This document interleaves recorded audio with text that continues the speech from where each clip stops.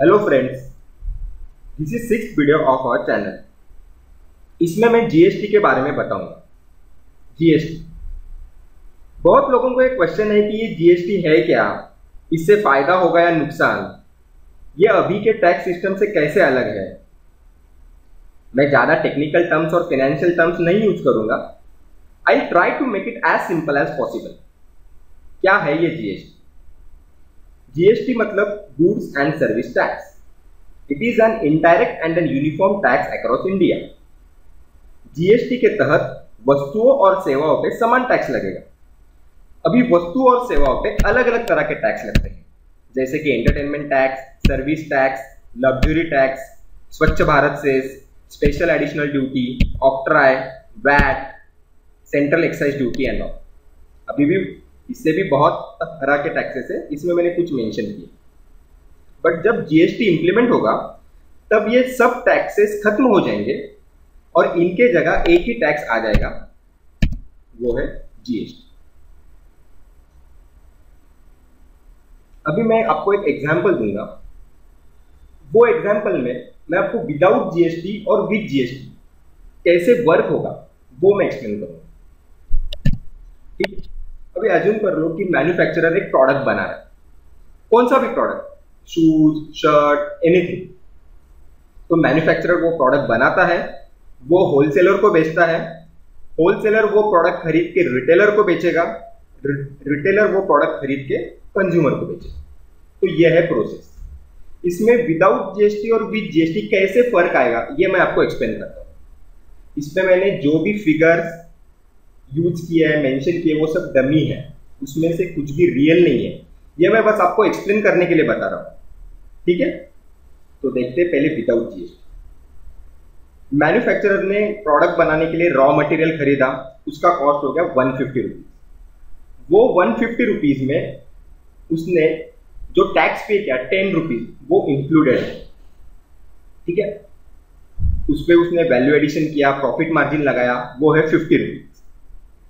इसका टोटल हो गया 200 रुपीज। उस पर 10% के हिसाब से टैक्स लगेगा 20 rupees. Input tax credit 0, effective tax that is the tax paid 20 rupees, total price 220।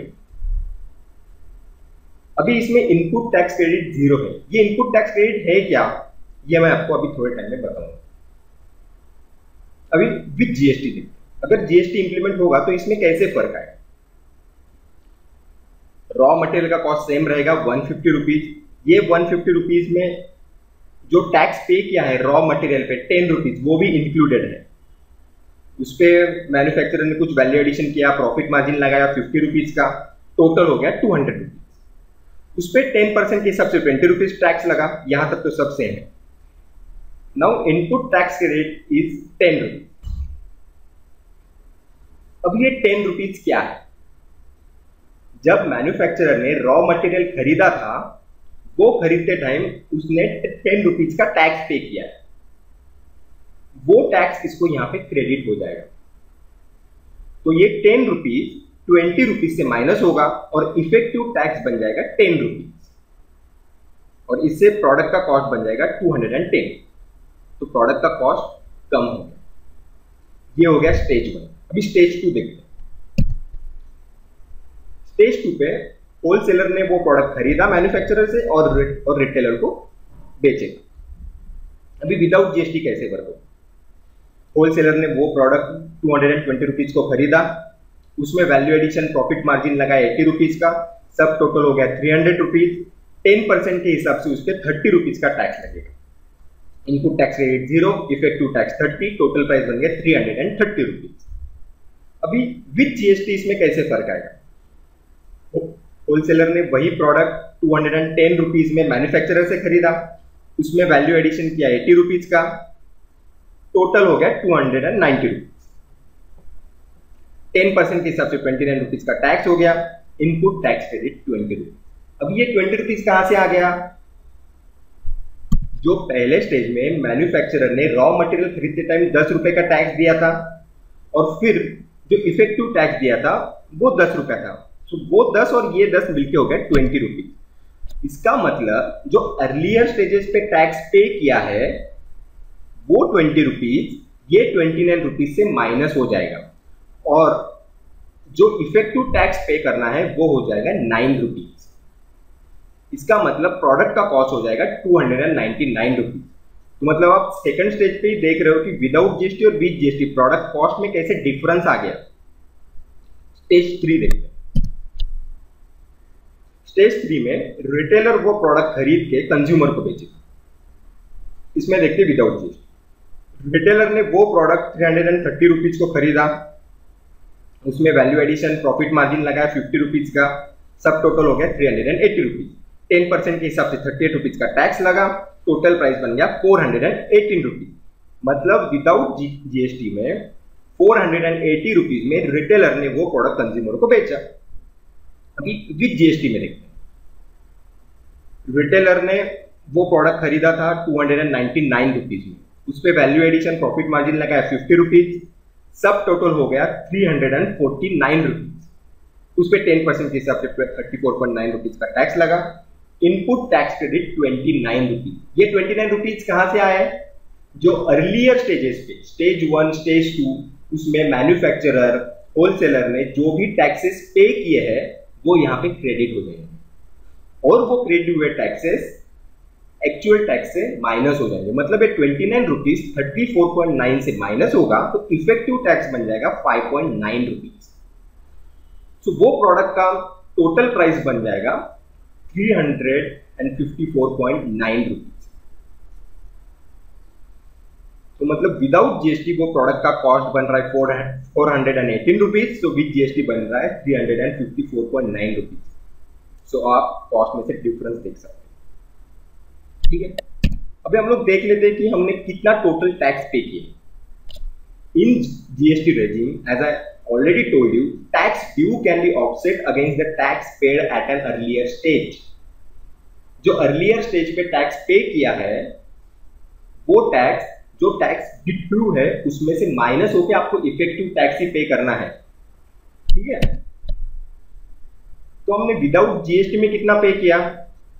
20 plus 30 plus 88 rupees, और विद जीएसटी में 10 plus 10 plus 9 plus 5.9 that is 34.9 rupees. So with GST में हमने बहुत कम टैक्स पे किया। Okay, तो ये मैंने आपको ओवरव्यू दिया जीएसटी। अभी हम लोग थोड़ा इसका हिस्ट्री देख लेते हैं। ये जीएसटी बिल पार्लियामेंट में आया कैसे, ये कैसे पास हो गया। ईयर 2000 में अटल बिहारी वाजपेयी के गवर्नमेंट ने एक committee form to streamline the GST model. Year 2006 में पी चिदम्बरम ने अपने बजट स्पीच में जीएसटी इंप्लीमेंटेशन की टारगेट डेट अनाउंस कर दी और वो थी 1 अप्रैल 2010। एंड पी चिदम्बरम ने और एक कमिटी फॉर्म की of state finance ministers to design the road map of GST. ठीक है, फिर 2014 में कांग्रेस की गवर्नमेंट गई और बीजेपी की गवर्नमेंट आ गई। फिर 19 दिसंबर 2014 में अरुण जेटली ने लोकसभा में फिर से ये बिल पेश किया और वो बिल लोकसभा में 6 मई 2015 को पास हो गया। बट कौन से भी बिल को एक्ट और लॉ में कन्वर्ट होने के लिए दोनों हाउसेस से पास होने की जरूरत है, मतलब राज्यसभा एंड लोकसभा। अभी ये बिल लोकसभा में तो पास हो गया, बट राज्यसभा में ये बिल पास होने को टाइम लगा क्योंकि लोकसभा में बीजेपी की मेजॉरिटी है, राज्यसभा में बीजेपी की मेजॉरिटी नहीं है। बट फिर भी बहुत सारे अमेंडमेंट्स के बाद, चेंजेस के बाद ये बिल राज्यसभा में 3 अगस्त 2016 को पास हो गया। फिर ये जो अमेंडेड बिल था ये फिर से लोकसभा के पास आया और वो 8 अगस्त 2016 को लोकसभा में भी पास हो गया। बट अभी भी इसका लॉ नहीं बना है, अभी भी प्रोसेस कंप्लीट नहीं हुआ। तो क्या बाकी है? अभी इसके बाद आधे से ज्यादा स्टेट्स की असेंबलीज ने ये बिल को अप्रूव करना होगा, फिर प्रेसिडेंट का अप्रूवल होगा और फिर ये लॉ में कन्वर्ट हो जाएगा। तो अभी जो न्यूज आई है उसमें on 12 August 2016 Assam became the first state to ratify the bill. तो आसाम में पहला राज्य है जिसने ये बिल अप्रूव किया है। And 1 April 2017 is the intended deadline to roll out the GST. ठीक है, तो ये रही वो बिल की हिस्ट्री। अभी मैंने पहले एक्सप्लेन करते टाइम कहा था कि जीएसटी ये इनडायरेक्ट टैक्स है। अब ये इनडायरेक्ट डायरेक्ट टैक्स होता क्या है ये मैं आपको बता देता हूं। मतलब इंडिया का टैक्स स्ट्रक्चर जो है वो मैं आपको एक्सप्लेन करता हूं। सो इंडिया में दो तरह के टैक्सेस है, एक direct tax, indirect tax. Direct tax मतलब क्या, इनकम टैक्स, कॉर्पोरेट टैक्स, जो आपको सैलरी आती है उसमें से जो टैक्स कट होता है और गवर्नमेंट को जाता है वो है डायरेक्ट टैक्स, वो आप डायरेक्टली पे करते हो। इनडायरेक्ट टैक्स मतलब क्या, जो भी आप सर्विसेज लेते हो, गुड्स खरीदते हो, उसमें से जो टैक्स पहले से लगा हुआ है उसको इनडायरेक्ट टैक्स बोलते हैं। तो उसमें दो टाइप है, कुछ टैक्स सेंट्रल गवर्नमेंट लगाता है, कुछ टैक्स स्टेट गवर्नमेंट लगाता है। अभी सेंट्रल गवर्नमेंट कौन से टैक्स लगाता है, excise duty, additional excise duty, service tax, additional duty of custom. State कौन से लगाता है, central sales tax, entertainment, luxury, lottery, purchase tax, etcetera etcetera. इससे भी बहुत ज्यादा टैक्स है, मैंने जो भी मेजर है वो यहाँ पे मेंशन किया। तो इसमें से कौन सा पार्ट जीएसटी से इंपैक्ट हो जाएगा ये मैं आपको बताता हूं।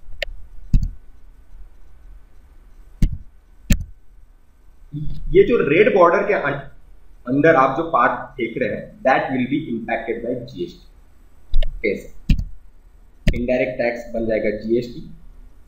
अभी सेंट्रल जो भी टैक्स लगाता है that is service tax, excise duty and all, that all will get subsumed by central GST, that is CGST. And state जो भी टैक्सेस लगाता है that all will get replaced by SGST, that is state GST. तो अभी आप बोलोगे कि मैं अभी तक तो एक ही जीएसटी की बात कर रहा था, तो ये सीजीएसटी एसजीएसटी कहां से आए। देखो ध्यान से देखो कि इंडिया में ड्यूअल जीएसटी मॉडल इंप्लीमेंट होने वाला है, यूनिफॉर्म जीएसटी नहीं। अभी ये ड्यूअल जीएसटी मॉडल है क्या, ये कैसे इंप्लीमेंट होगा, इसका प्रोसीजर क्या है, ये मैं अलग वीडियो में एक्सप्लेन करूंगा और वो वीडियो का लिंक मैं डिस्क्रिप्शन में दूंगा और आपकी स्क्रीन पे भी वो वीडियो का लिंक दिखेगा। बट जस्ट मैं बता देता हूं कि इंडिया में ड्यूअल जीएसटी मॉडल क्यों इंप्लीमेंट होगा, यूनिफॉर्म जीएसटी क्यों नहीं। There are more than 100 countries in the world where GST is already in place. ये ऐसे भी कंट्रीज है जहां पे पहले से यूनिफॉर्म जीएसटी है, मतलब पूरे कंट्री में एक ही टैक्स। बट इंडिया में ड्यूअल जीएसटी इंप्लीमेंट होगा because India is a federal country. Federal means what, having or relating to a system of government in which several states form a unity but remain independent in internal affairs. मतलब India में बहुत सारे states हैं, वो states मिलके country बनता है, but हर एक स्टेट के अलग अलग गवर्नमेंट है, वो गवर्नमेंट उनका अलग से कारोबार चलाता है। तो इसके लिए इंडिया में ड्यूअल जीएसटी सूटेबल है। तो वो मैंने अलग वीडियो में एक्सप्लेन किया है, वो आप जरूर देखिए। अभी डिस्कस करते हैं इंडिया में जीएसटी का रेट क्या है। It is expected around 16 to 18%, but अभी तक ये फाइनलाइज हुआ नहीं। After the total GST rate is arrived at, the states and the center will decide on the CGST and SGST rates. Currently, services are taxed at around 15% and the combined charge indirect taxes on most goods is around 25%. मतलब ये देख के तो आपको समझ जाएगा कि अगर जीएसटी का रेट 18% रहेगा तो सर्विसेज जो अभी 15% जो टैक्स लग रहा है उनपे वो थोड़ी एक्सपेंसिव हो जाएगी, और जो गुड्स है उनपे 25% मतलब ऑलमोस्ट टैक्स लग रहा है वो थोड़े सस्ते हो जाएंगे। So goods are expected to turn cheaper while services will become more expensive, but it is not confirmed as GST rate is not finalised.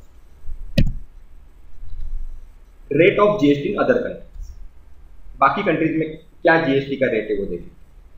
Australia में 10%, फ्रांस में 20%, कनाडा में 5%, जर्मनी में 19%, जापान में 8%, सिंगापुर में 7%, न्यूजीलैंड में 15%।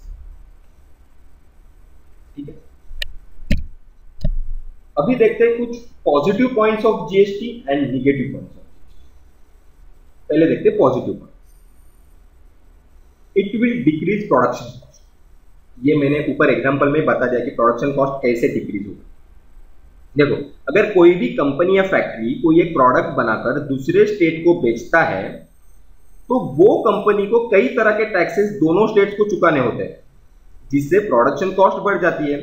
GST के बाद company अलग अलग टैक्सेस से बच जाएगी और प्रोडक्शन कॉस्ट कम हो जाएगी। Increase in GDP. बहुत सारे रिपोर्ट्स के मुताबिक जीएसटी लागू होने के बाद जीडीपी में 1 to 1.75% की बढ़त हो सकती है। तो ये बहुत अच्छा है कंट्री के लिए। Same price of goods. इसका सबसे बड़ा फायदा आम आदमी को होगा। पूरे देश में कौन सी भी वस्तु लेने के लिए एक ही टैक्स चुकाना होगा। किसी भी सामान की प्राइस एक ही होगी। अगर एक कार दिल्ली में अलग प्राइस को मिलती है और वही कार किसी और स्टेट में अलग प्राइस को मिलती है, तो जीएसटी के बाद सब वस्तुओं पे जो कीमत रहेगी वो समान रहेगी और वो हर जगह समान होगी। Improve taxation system. इसके लागू होने के बाद स्टेट्स को मिलने वाले entertainment tax, luxury tax, entry tax आदि खत्म हो जाएंगे। सेंट्रल को मिलने वाले एक्साइज ड्यूटी, सर्विस टैक्स ये भी खत्म हो जाएंगे। साथ ही जीएसटी के बाद टैक्सेशन ट्रांसपेरेंट होगा। टैक्स की चोरी रुक जाएगी। सब कुछ ऑनलाइन हो जाएगा। इसका सीधा असर देश की जीडीपी पे होगा और देश की अर्थव्यवस्था सुधरेगी। ठीक है। Reduces tax on manufacturers. एक बात ध्यान में लीजिए, ये जीएसटी कंजम्पशन साइड टैक्स है। It will help manufacturer to be more competitive in international and national markets. ये हमने देखी है पॉजिटिव पॉइंट्स। अभी देखते हैं कुछ निगेटिव पॉइंट्स। इससे किसको नुकसान होगा? Loss of manufacturing states. जो स्टेट में बहुत ज्यादा मैन्युफैक्चरिंग प्रोजेक्ट्स है, प्लांट्स है, वो स्टेट्स को लॉस होगा। स्टेट्स को पहले से ही इस बात का डर था कि इससे उनको नुकसान होगा।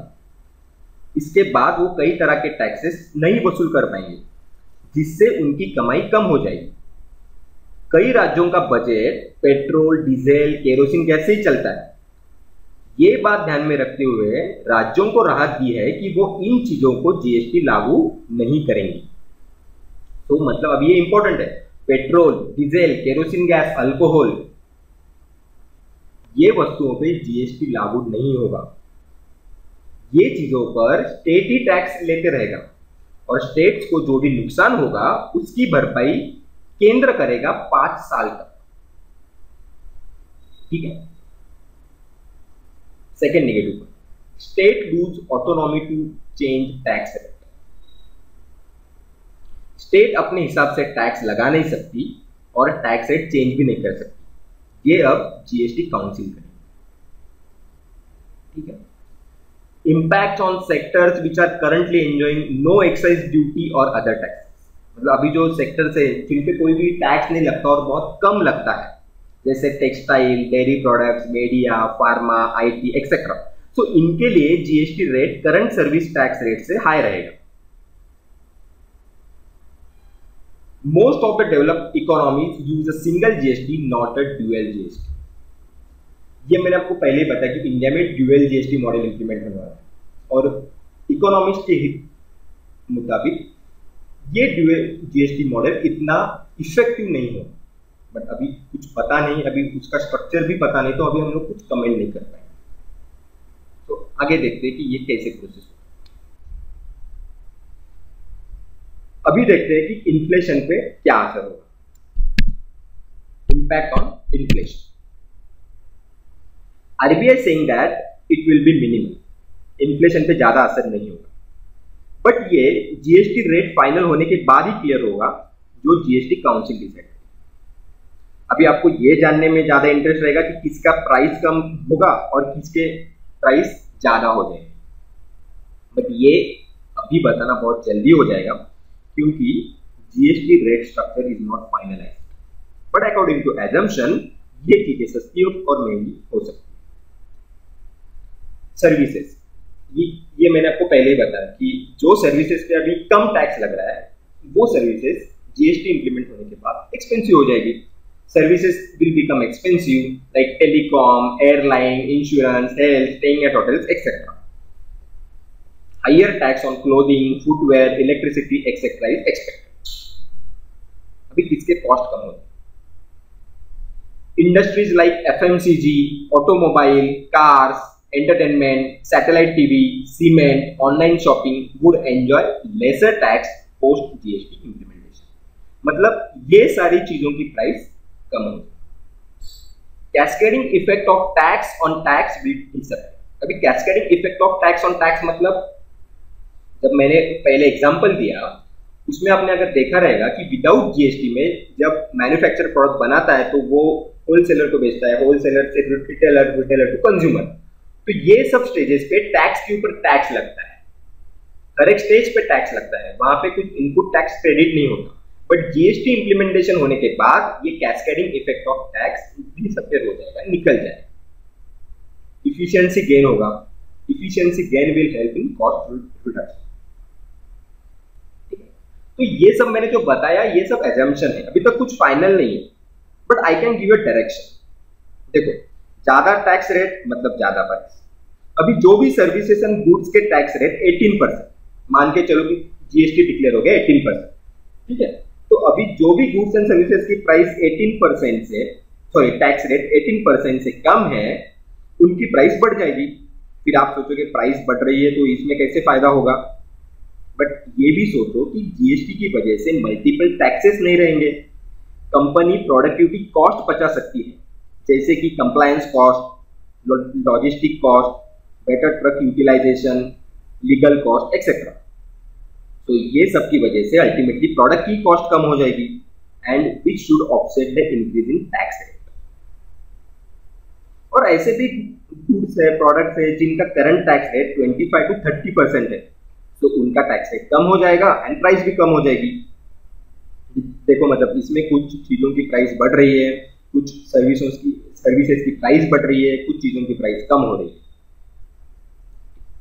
देखो कुछ पाने के लिए कुछ तो खोना पड़ता है, इससे पूरे कंट्री का टैक्स प्रोसेस सिंप्लीफाई होगा, ये नए बिजनेसेस को मार्केट में आने के लिए एनकरेज करेगा। So it will surely help our country.